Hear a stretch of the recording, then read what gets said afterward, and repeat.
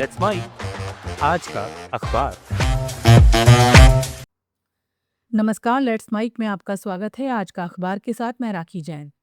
यहाँ हम देश दुनिया के सबसे बड़े और विश्वसनीय अखबारों से चुनते हैं वो रिपोर्ट्स जो सिर्फ खबर नहीं, आपकी समझ और सोच को गहराई देती हैं।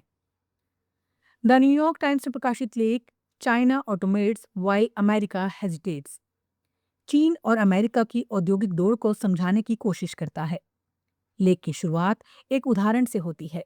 टेस्ला की शंघाई फैक्ट्री कैलिफोर्निया प्लांट से कम कर्मचारियों के बावजूद ज्यादा कारें बनती हैं। लेखक कहता है, ये सिर्फ एक कंपनी का फर्क नहीं, बल्कि एक बड़े बदलाव का संकेत है। चीन ने रोबोटिक्स, ऑटोमेशन और एआई को बड़े पैमाने पर फैक्ट्री के काम में उतार दिया है, जबकि अमेरिका अभी हिचकिचा रहा है। लेख समझाता है कि अमेरिका में मैन्युफैक्चरिंग को वापस लाने पर राजनीतिक सहमति तो है, अलग अलग सरकारें इसे प्राथमिकता भी दे रही हैं, लेकिन बहस अक्सर सब्सिडी, व्यापार और नियमों के उल्लंघन तक सीमित रह जाती है। लेखक का तर्क है कि असली चुनौती कहीं गहरी है। आधुनिक फैक्ट्री अब पहले जैसी नहीं रही। अब कम मजदूरों के साथ ज्यादा उत्पादन संभव है, क्योंकि मशीनें, डेटा और एआई उत्पादन को चलाते हैं। चीन ने इस बदलाव को राष्ट्रीय परियोजना की तरह अपनाया, जबकि अमेरिका अभी तक इसे व्यवस्थित तरीके से लागू नहीं कर पाया। लेख कई उदाहरण देता है। चीन की स्मार्ट फैक्ट्रियों में एआई मशीनों को निर्देश देता है, काम की टाइमिंग तय करता है और खराबी तुरंत पकड़ लेता है। इलेक्ट्रिक वाहन कंपनी जीकर की फैक्ट्री में सैकड़ों रोबोट काम कर रहे हैं। वहीं सैकड़ों उपकरण इसे कंपनी मीडिया एआई से मशीनों को सेकंडों में प्रतिक्रिया देने लायक बना चुकी हैं। टेक कंपनियां जैसे लेनोवो और श्योमी भी स्मार्ट मैन्युफैक्चरिंग से उत्पादन का समय तेज कर रही हैं। मतलब एआई सिर्फ रिसर्च लैब में नहीं, सीधे फैक्ट्री फ्लोर पर काम कर रहा है। इसके उलट अमेरिका में एआई पर जोर ज्यादा रिसर्च, स्टार्टअप और बड़े मॉडल बनाने पर है। फैक्ट्रियों में इसे लागू करने की कोशिशें बिखरी हुई हैं। कई कंपनियों के पास डेटा ही पूरा नहीं, पुरानी मशीनें डिजिटल सिस्टम से जुड़ नहीं पाती और ऐसे कर्मचारियों की कमी है जो एआई टूल चला सकें। नतीजा ये है कि प्रयोग तो हो रहे हैं, जैसे फोर्ड मोटर कंपनी एआई से उत्पादन में खराबी पकड़ने की कोशिश कर रही है, लेकिन बड़े पैमाने पर बदलाव नहीं हो पा रहा। लेख का केंद्रीय संदेश ये है कि अमेरिका चीन से सिर्फ व्यापार युद्ध या टैरिफ से प्रतिस्पर्धा नहीं जीत सकता। अगर लक्ष्य उद्योग वापस लाना है, तो नीति का फोकस फैक्ट्री की वास्तविक क्षमता बढ़ाने पर होना चाहिए। पुरानी मशीनों को डिजिटल बनाना, कर्मचारियों को प्रशिक्षित करना, छोटे उद्योगों के लिए साझा डिजिटल ढांचा बनाना और एआई को रोजमर्रा के उत्पादन का हिस्सा बनाना, यही काम चीन कर रहा है और जर्मनी, जापान, दक्षिण कोरिया जैसे देश भी इसी दिशा में बढ़ रहे हैं। द गार्जियन में प्रकाशित लेख, a feedback loop with no break, how an AI doomsday report shook US market, ये दिखाता है कि आज के समय में सिर्फ एआई से जुड़ी आशंका भी बाजार को हिला सकती है।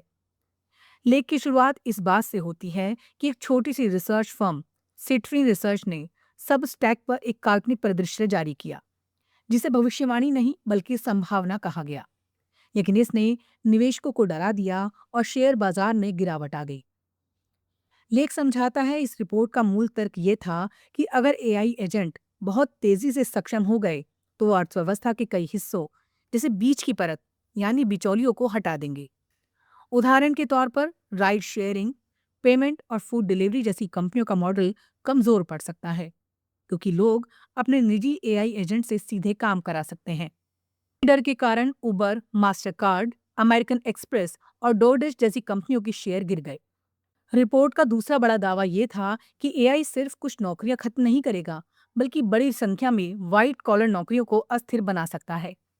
जब लोग नौकरी खोते हैं तो खर्च घटता है, कंपनियां और एआई अपनाती हैं और फिर और नौकरियां जाती हैं। यानी एक ऐसा फीडबैक लूप बनता है जो खुद को लगातार तेज करता है और जिसे रोकना मुश्किल हो जाता है। एक बताता है कि इस काल्पनिक परिदृश्य में असर आगे बढ़कर वित्तीय सिस्टम तक पहुंचता है।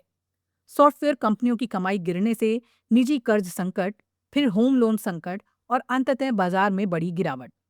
लेखक का कहना है, ये पूरी कहानी अनुमान पर आधारित है, लेकिन इसने एक अहम सवाल उठा दिया है। अगर एआई तेजी से उत्पादकता बढ़ाता है, लेकिन रोजगार नहीं बढ़ाता तो अर्थव्यवस्था का ढांचा कैसे बदलेगा। लेख ये भी दिखाता है कि एआई कंपनियां इस दौरान मुनाफे में रह सकती हैं, जिससे कागज पर अर्थव्यवस्था मजबूत दिखेगी लेकिन आम लोगों तक लाभ नहीं पहुंचेगा। जिसे रिपोर्ट घोस्ट जीडीपी कहते हैं, यानी उत्पादन हो रहा है पर वो समाज में बराबर नहीं बट रहा। इससे सामाजिक असंतोष और तकनीकी कंपनियों के खिलाफ आंदोलन जैसे हालात पैदा हो सकते हैं। कुल मिलाकर लेख का संदेश ये है, ये रिपोर्ट सच हो या ना हो, लेकिन उसने बाजार और नीति निर्माताओं को एक चेतावनी दी है। एआई सिर्फ तकनीकी बदलाव नहीं, आर्थिक और सामाजिक ढांचे को भी बदल सकता है। और सबसे अहम बात, आज के दौर में विचार और आशंकाएं भी बाजार को उतना ही प्रभावित कर रही हैं जितनी वास्तविक घटनाएं। यही वजह है कि ये लेख एआई के डर, उम्मीद और अनिश्चितता तीनों को एक साथ सामने रखता है। अल जजीरा में प्रकाशित लेख 3 myth about the Russia economic war ये समझाने की कोशिश करता है कि यूक्रेन युद्ध के 4 साल बाद रूस और पश्चिम के बीच चल रही आर्थिक लड़ाई को लेकर कई धारणाएं हकीकत से अलग हैं। लेख की शुरुआत इस संदर्भ से होती है कि युद्ध का सबसे बड़ा मानवीय और आर्थिक नुकसान यूक्रेन को हो रहा है। पुनर्निर्माण की लागत सैकड़ों अरब डॉलर तक पहुंच चुकी है, लेकिन साथ साथ रूस की अर्थव्यवस्था पर भी दबाव लगातार बना हुआ है। लेखक का कहना है, इस आर्थिक युद्ध को समझने के लिए प्रचार और राजनीति से अलग होकर तथ्यों पर ध्यान देना जरूरी है। लेख का पहला बड़ा तर्क ये है, ये धारणा गलत है कि रूस आसानी से प्रतिबंधों का सामना कर रहा है। युद्ध के बाद रूस ने यूरोप जैसे अपने सबसे बड़े गैस बाजार का बड़ा हिस्सा खो दिया। अरबों डॉलर की कमाई घट गई और विदेशों में रखी सैकड़ों अरब डॉलर की सरकारी संपत्ति फ्रीज है। साथ ही घरेलू फंड पर दबाव बढ़ रहा है और अर्थव्यवस्था का जो हिस्सा तेज चल रहा है वो मुख्यतः सैन्य उत्पादन से जुड़ा है। यानी अर्थव्यवस्था संतुलित नहीं बल्कि युद्ध पर निर्भर होती जा रही है। दूसरा मिथक लेख के मुताबिक ये है कि संयुक्त राज्य अमेरिका ने रूस के खिलाफ आर्थिक दबाव कम कर दिया है। लेखक बताता है कि राजनीतिक बयान भले अलग दिखें, लेकिन प्रतिबंध जारी हैं और खासकर तेल क्षेत्र पर असर डाल रहे हैं। रूस को अपना तेल बेचने के लिए ज्यादा छूट देनी पड़ रही है और खरीदार ढूंढना कठिन होता जा रहा है, जिससे कमाई पर असर पड़ रहा है। ये दबाव केवल अमेरिका से नहीं बल्कि यूरोप के संघ और दूसरे साझेदारों की नीतियों से भी बढ़ रहा है। तीसरा मिथक ये बताया गया है कि यूक्रेन की मदद के लिए यूरोप को पूरी लागत खुद उठानी पड़ेगी। लेख कहता है कि रूस की फ्रीज की गई संपत्तियां एक विकल्प हो सकती हैं, लेकिन इस पर राजनीतिक सहमति नहीं बन पाई है। यूरोप नए प्रतिबंध पैकेज तैयार कर रहा है, मगर अंदरूनी मतभेद जैसे कुछ देशों का विरोध फैसलों को धीमा कर रहे हैं। कुल मिलाकर लेख ये कहना चाहता है कि रूस की अर्थव्यवस्था ना तो पूरी तरह मजबूत है और ना ही प्रतिबंध बेअसर। आर्थिक युद्ध धीरे धीरे असर दिखा रहा है, लेकिन निर्णायक परिणाम के लिए पश्चिम को और सख्त और स्पष्ट कदम उठाने होंगे। लेखक चेतावनी देता है कि अगर आर्थिक दबाव पर्याप्त नहीं हुआ तो युद्ध का समाधान रूस की शर्तों पर हो सकता है, जो भविष्य में और आक्रामकता को बढ़ावा दे सकता है। आज का अखबार में फिलहाल इतना ही। देखते रहिए, सुनते रहिए लेट्स माइक। नमस्कार। आप सुन रहे थे let's make more than radio. Follow कीजिए हमें हमारे सोशल मीडिया प्लेटफॉर्म्स पर। It's time for news. It's time for more than radio. Presenting the first radio news app, Let's Mic. Let's Mic, a news-based app on your phone where you get to watch and listen news, talk shows, interviews, radio show podcasts.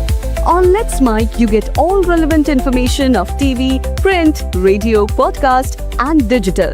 Let's Mic talks about every segment of life.